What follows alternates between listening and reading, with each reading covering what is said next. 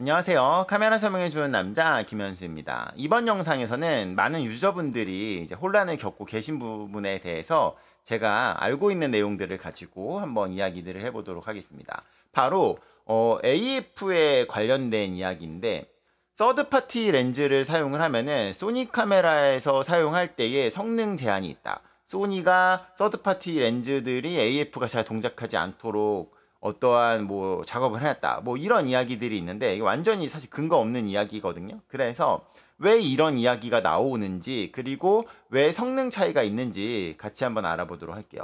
먼저 우리가 알고 가야 될 부분이 있는데, 2011년 4월 1일에 소니가 굉장히 이례적인 발표를 합니다. 뭐냐면, 이전까지는 서드파티 렌즈들의 경우에 뭐 렌즈를 만들 때 리버스 엔지니어링이라는 방식을 사용했죠. 그냥 그 회사 렌즈를 분해해가지고 어떤 식으로 동작하는지 알아내서, 역으로 알아내서 그걸 참고해서 만드는 방식이었다라는 거죠.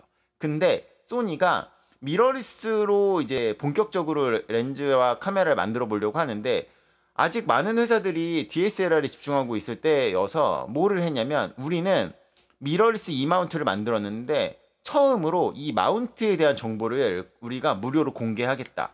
서드파티 렌즈 회사야, 우리가 정보를 줄 테니까 우리 이마운트 렌즈를 만들어봐 라고 했다라는 거죠. 이건 사실 엄청난 파격적인 행보였어요. 그래서 그 당시에는 와, 이거 소니가 이렇게까지 하네 라고 뭐 이야기들이 있었는데, 이게 벌써 10년이 넘은 이야기라는 거죠. 지금은 그 결과 소니에 굉장히 많은 이제 서드파티 브랜드들이 이제 진출해 있는데, 그러다 보니까 생기는 이제 오해라는 거죠. 바로 뭐냐면, 소니는 AF 알고리즘을 공개한 게 아니에요. 소니는 E마운트에 대한 렌즈 통신 정보를 공개한다라고 말한 거지, 우리 카메라의 AF가 이렇게 동작해, 이거를 무료로 알려줄게라고 말한 게 아니라는 거죠.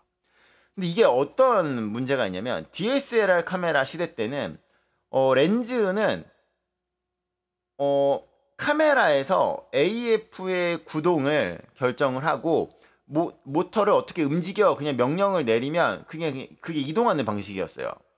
그게 어느 정도였냐면, 렌즈에 모터가 없고 바디에 모터가 오히려 렌즈를 돌려서 하는 방식을 썼던 게 DSLR이고, DSLR에서 초음파 모터가 들어가면서 렌즈에, 그때에도 바디가 명령을 내리면 렌즈는 그냥 구동하는 정도였다라는 거죠. 근데 이게 미러리스 카메라로 오면서 굉장히 세밀한 AF를 하기 위해서, 콘트라스트랑 위상차 AF에 대응하기 위해서 카메라와 렌즈가 계속해서 통신을 하면서, 그냥 일방적으로 카메라가 렌즈로 가는 게 아니라 렌즈에서 오는 피드백을 가지고 카메라가 계속해서 판단을 해가지고 AF 성능을 높여가고 있다라는 거죠. 이게 미러리스 방식이 되다 보니까, 이 미러리스 카메라의 AF 성능이 높아질수록 그거를 대응하는 렌즈의 역량도 중요해졌다라는 거죠.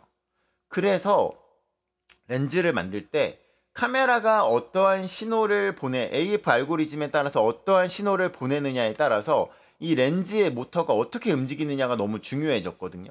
뭐 소니나 후지 같은 경우는 모터가 하나가 아니에요. 이게 앞뒤로 플로팅 되어 있어서 움직이는 것들을 많이 적용하고 있단 말이에요. 지금은 이제 뭐 캐논이나 니콘도 이 방식을 따라가고 있는데, 그렇게 되면은 그냥 모터 하나가 움직이는 게 아니라 두 개가 굉장히 밀접하게 움직여야 하기 때문에 너무 중요해졌다라는 거죠. 근데 그거를 하려고 하면은 바디의 AF 알고리즘에 이 렌즈의 모터가 따라가야 하기 때문에, 렌즈의 마운트 정보뿐만 아니라 카메라의 AF 알고리즘을 알고 있어야만 거기에 맞춘 렌즈 모터 설계나 이런 구동 방식을 이제 할 수 있다라는 거죠.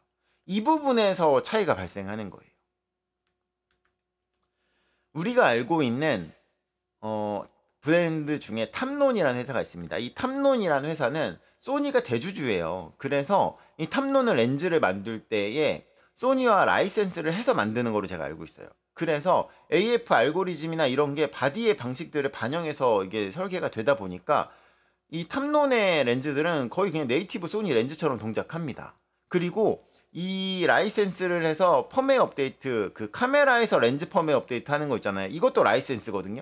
그러니까 그렇게 생각하시면 돼요. 소니 바디를 통해서 렌즈를 펌웨어 업데이트 한다? 그럼 소니의 비용을 주고 이걸 하는 거라서, 아, 얘네들은 소니랑 라이센스 관계를 맺은 회사구나 이렇게 생각하시면 되겠습니다. 근데 이제 보통 렌즈 도구로 하거나 또 비용을 아끼기 위해서 뭐 삼성 같은 경우는 렌즈에다가 그냥 USB를 넣어버리고 있죠 이제는. 뭐 짜이즈 같은 경우는 소니랑 렌즈 개발을 같이 했었던 브랜드였기 때문에 초기에 소니 미러리스가 나왔을 때 짜이즈 렌즈들이 나올 수 있었던 이유는 짜이즈는 소니의 AF가 어떻게 움직이는지 알고 있었으니까. 이후에는 모르겠어요. 그리고 지금 많이 안 나오고 있잖아요. 왜냐면 이 소니의 AF 방식이 굉장히 많이 바뀌었는데 그 바뀐 이후로는 짜이즈가 같이 소니랑 렌즈를 만들지 않았거든요. 네. 소니 렌즈를 만들지 않았었어요. 소니 짜이즈를. 그렇기 때문에 이제 요즘에는 짜이즈가 렌즈를 많이 안 나오는 것 같아요. 오히려 뭐 다른 브랜드 거 더 신경 쓰고 있으니까.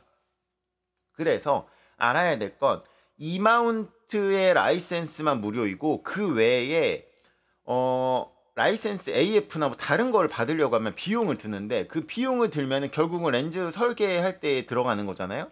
그러기 때문에 약간 저렴한 가성비 좋은 서드파티 렌즈들의 경우에는 정식 라이센스가 아니라 리버스 엔지니어링을 통해서 만들어진 거라 결국은 네이티브 렌즈들이랑 비교했을 때 당연히 AF 성능이 떨어질 수밖에 없어요. 왜냐면 이 AF 알고리즘을 정확하게 받아서 쓰는 게 아니라 리버스 엔지니어링으로 만든 거기 때문에. 그래서 가격은 저렴한데 성능은 네이티브 렌즈랑 동일한 렌즈가 있을 수가 없는 거고 그걸 기대하는 것 자체가 욕심이라는 거죠. 서드파티 사놓고 소니가 성능을 제한했다라고 속상해하지 마시고 이 방식 자체가 어쩔 수 없는 거다라는 걸 인지하시길 바랍니다. 소니가 어떻게 다른 렌즈가 무슨 렌즈를 만들지 알고 어떻게 성능 제한을 해요. 그런 거 없어요. 네. 그런 거 없기 때문에 단순히 이런 방식의 라이센스 하지 않아서 소니는 AF 알고리즘을 무료로 라이센스로 공개한 게 아니기 때문에 이마운트 렌즈 통신 정보만 공개한 거기 때문에 거기서 오는 차이다. 이렇게 이해하시면 되겠습니다. 자, 지금까지 카메라 설명해주는 남자 김현수였습니다.